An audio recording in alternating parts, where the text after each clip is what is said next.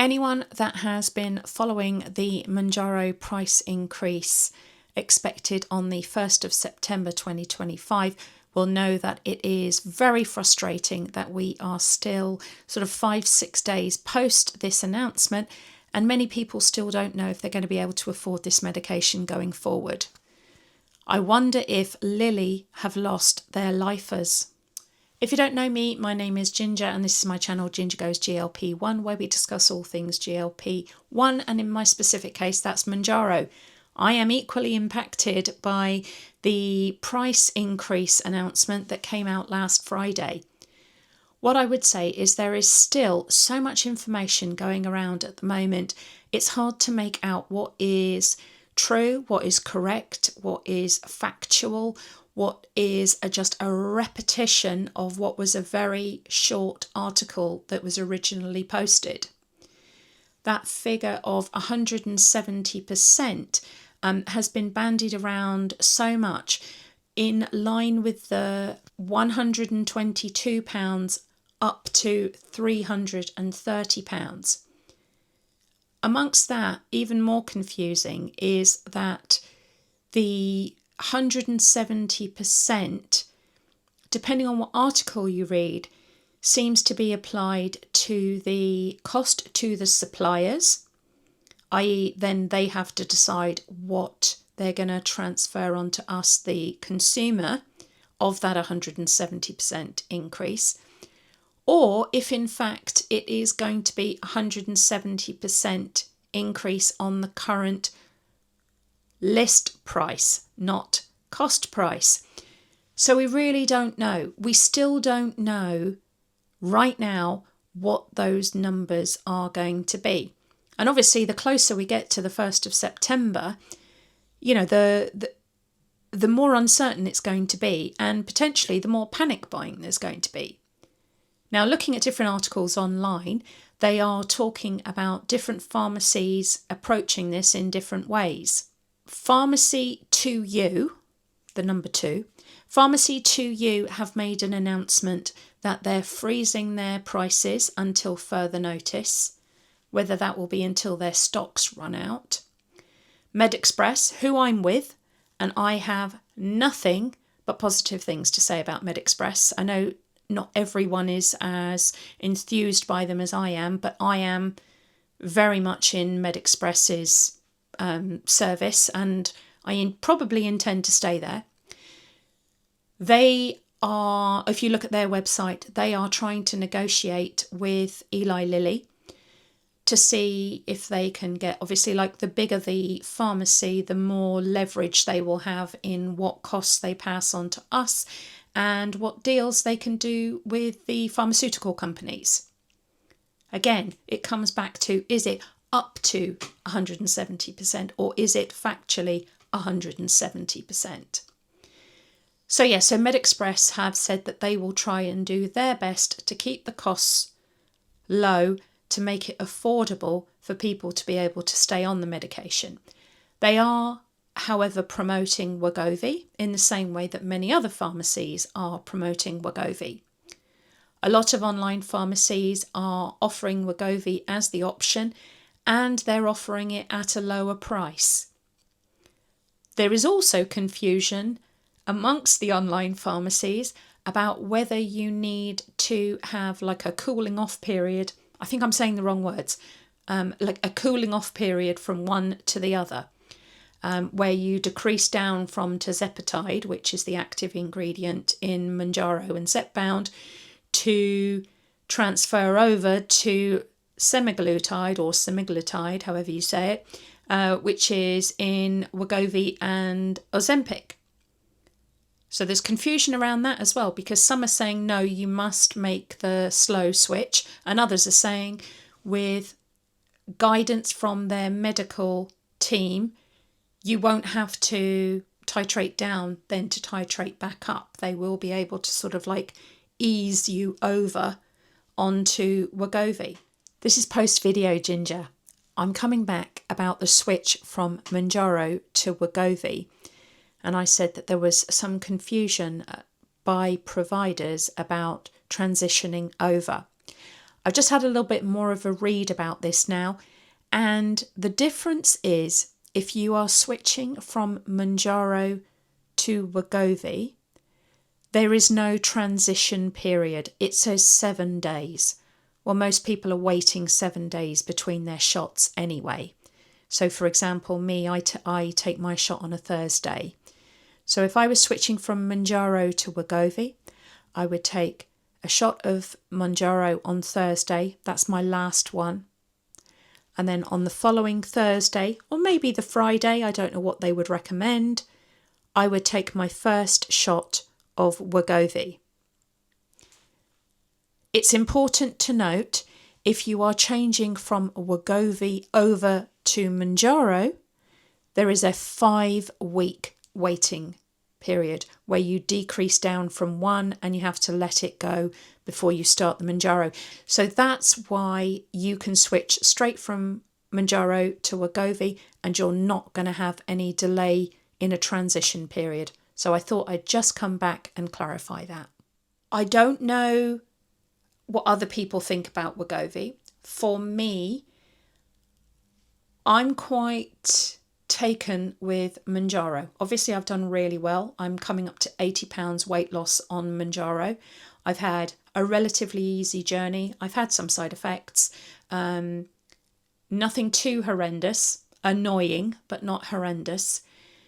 And I think the major benefit for me has been the reduction in food noise that I get from Mounjaro.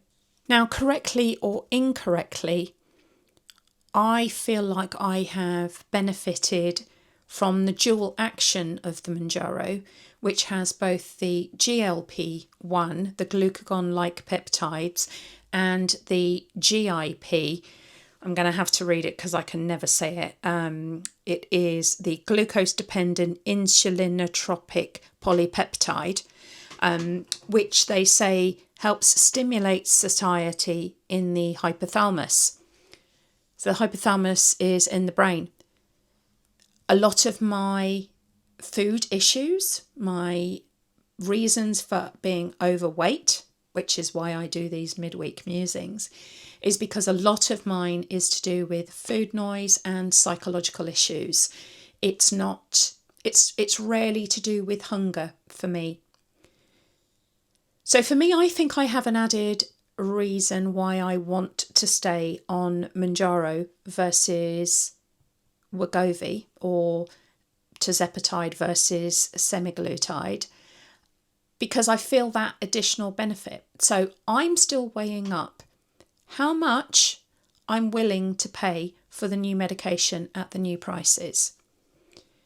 That very often quoted £330, that's a chunk of change. You know, that's a huge amount of money. But like I said, the pharmacies at the moment, they're really doing quite well because they're very much cashing in on the ability for people to panic buy. And a lot of pharmacies are offering bundles where you can buy 3 different strength pens or 2 different strength pens at the same time. Whereas before, with MedExpress, definitely, I could only order my next pen after a certain date. It would show me when I went on to buy my next one, you can't reorder until this date. And that date's changed for me now. So I was due a pen, so I couldn't order anything. I wasn't allowed to order on the site until the 19th, yesterday. And then I noticed that today it says I can order another pen today. So I don't know. I don't know if I'm going to be stockpiling or panic buying at the moment. Maybe I should. Maybe it's sensible. I don't know. But anyway, they do seem to have the stock in place. There's a little part of me that's cynical, that's saying that all of these pharmacies are cashing in and maybe the price won't go up as much as we think it will. And I know I've seen some comments on different things that people have spent over £1,000 on pens. And one person had said they'd managed to secure 8 pens using different services. I would argue that you can afford the medication if you've been able to afford 8 pens. That's just my thing. But, also it brings into the question of, the I'm all right, Jack. If you're ordering so many, I mean, we all have to look out for ourselves. We can be as generous and kind as we want, but ultimately we do need to look after ourselves. But some of it feels a little bit reminiscent of the whole toilet paper thing in COVID. And we just don't know. I don't think we know enough. I think there is panic out there, but panic around something we don't have enough information about. Is it worth holding fire and finding out what the providers say by the end of this week? I don't know, maybe they're willfully keeping us in the dark to maximise on the medications. Like I said, if you haven't been, buying adequate stock or getting more in than you would normally, there does seem to be quite a lot of availability out there. I think I want to say it was Simple Online Pharmacy, correct me if I'm wrong, that froze their sales for a little while, I think just while they tried to get on top of their stock. But now there doesn't seem to be any issue. It does seem that even the most conservative and respected services are saying you can buy multiple pens. So the opportunity is still there to buy multiple pens. And there is a lot of information about switching over. I know there was this huge kind of like, I can't afford my medication, I'm going to have to stop. But there seems to be a lot of information that they are putting out to support all of us with giving us options. You can buy 3 pens now, but also giving us the time to research and understand the semaglutide, if you're on tirzepatide, so that we can make informed decisions about our journey going forward. All is not lost. There are options out there. And I think for the majority of people, the semaglutide might work just as well as the tirzepatide. There may be a couple of people where the tirzepatide works much more effectively because of a different peptide or polypeptide reaction in your body. So I'm only saying about me, about the GIP, because that's what I think. It might be that if I switched over to semaglutide, it would be just as effective for me, and I've made up a whole story about the GIP that actually isn't true. What you do have to do is make sure that you are looking after you, you're keeping your stress levels within bounds and not catastrophising. It's so easy to do still, Every time I see that £330 figure bandied about, which we still do not know is going to be the case, it does make my heart jump a little bit. Like, what would I have to give up in my week to week or my month to month, that I could afford £330? I'm going to be having to go back into the office more. So do I drop my broadband package? Do I change my electricity supplier, or do I change my phone package that I have? Do I need, to go to the grocery store as often as I do? I'm not very organised with my shopping list. If I fancy something, I'll go and buy it, and that's an expensive way of doing it. There are ways and means around it, and I think we can all find, if you need something and you want something, you can make the adjustments. It's like if you're saving up for a holiday or you're saving up for a down payment on a house. There are ways and means around it. It does involve sacrifice, and you have to weigh up the pros and the cons for you of what's going to work going forward. I think we're just still stuck in this cycle of uncertainty at the moment, but I am pleased to see that there is being so much support and contact, at least there is from MedExpress, offering different options and the opportunity to submit questions, putting out frequently asked questions on their website, and confirming that you can sort of buy multiple purchases at the moment. So it's not all as dark as it was on Friday and Saturday when we were just not knowing, very uncertain, and people were putting out a lot of incorrect information, which was fueling the fire of speculation. There was a comment that I am going to call out because I really felt it was just quite a nasty comment. And it was from someone who said that they were a diabetic and that the reason they weren't able to get medication on the NHS was because of all of us that were purchasing it privately. And that's not correct. The National Institute of Clinical Excellence, who informs the NHS, were the ones that restricted the number of patients that this could be rolled out to on the NHS to 200,000, which is a very small number given the number of people that are taking it. So there's probably 1.6 million people taking a GLP-1 in some form or another, of which 95% are paying for it privately. That 200,000 people that are getting it on the NHS, that is because the numbers were restricted to the rollout of the NHS, and it has nothing to do with supply and demand by people that are purchasing it privately. So I think we need to separate that. People that are buying it for themselves are not depleting the NHS of supplies.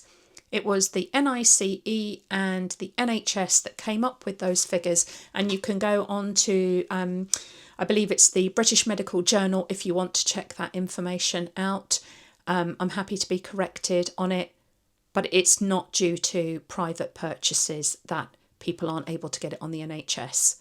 And yeah, the comment was, I'm delighted that people are going to be restricted from this because you're stopping me from getting it. That's just not nice. So here we are. We're 5 or 6 days later.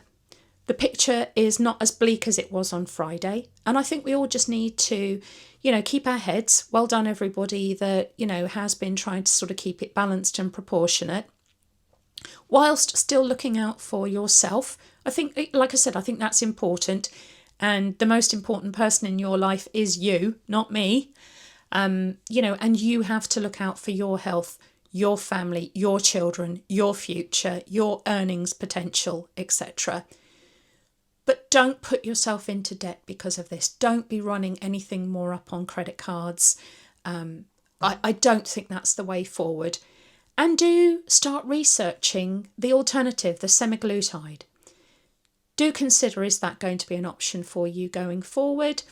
Or, like I said, for me, I'm looking at potentially making other sacrifices in my life. I will look at my budget. We've all got things we can trim the fat on. Excuse the pun. I didn't realise that before I said it, but yeah. We can all cut things out. We all have a little bit. And I know my budget has slackened because, I live alone. And up until a few weeks ago, I was making a decent wage. So I've had a wage decrease. Yeah, not to the point that I'm counting every penny. So there is a bit of slack in my budget. There is a little bit of leeway. I can cut back. I'm hoping it's not going to be the £330 that is quoted. But if it is, and it's the 15 milligram pen, we all know there's information out there about how to maximise the benefits of a 15 milligram pen. That's not my area of expertise. Go and look at Gordon, Fat Old Climber. There's quite a few other people that are putting it out there. But so if you're doing that, that wouldn't potentially be a monthly purchase that you'd be making anyway. So it might equate to the same price as it is at the moment, which is between £189 and £239, depending on which supplier you're using at the moment or provider you're using. Like I said on Saturday, there is still the price variance between all of the providers. You know, some of them are, here's your flat fee. I'm going to use the number £99. It's going to cost you £99 and you get nothing else. It'll just be sent in the post. Right the way through to, we offer the limousine service. We're going to give you dietary advice. We're going to check in. We're going to be available on the telephone for any questions that you have. We're going to talk about exercise. They're going to offer you a bespoke kind of, all-encompassing service. So that's the disparity between maybe the £239 service that they're currently offering and the £99 service that another provider is offering. There's room for all of us in this spectrum. There's room for all of us in the medications, the GLP-1s. Like I said, whether that's a GLP-1 with a GIP antagonist, can't remember which one it is, polypeptide, or if it's just the GLP-1, which the semaglutide is. We can find a space for ourselves in this. Hopefully everybody has been able to maybe find an element of calm in this going forward, that things aren't looking as bleak as it was, or that we can just hold our future plans and future changes until we know what the landscape is going to look like in total.